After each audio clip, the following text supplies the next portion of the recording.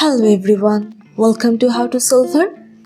Today in this video, I'm gonna show you how to pin files to start for quick access in Windows 11. Before starting the video, please subscribe to How to Solver. So let's go. For this, you have to open your File Explorer.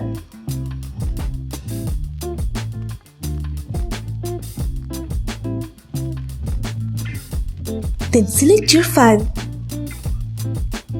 To pin your file, you just have to click on your selected file and click the right button of your mouse.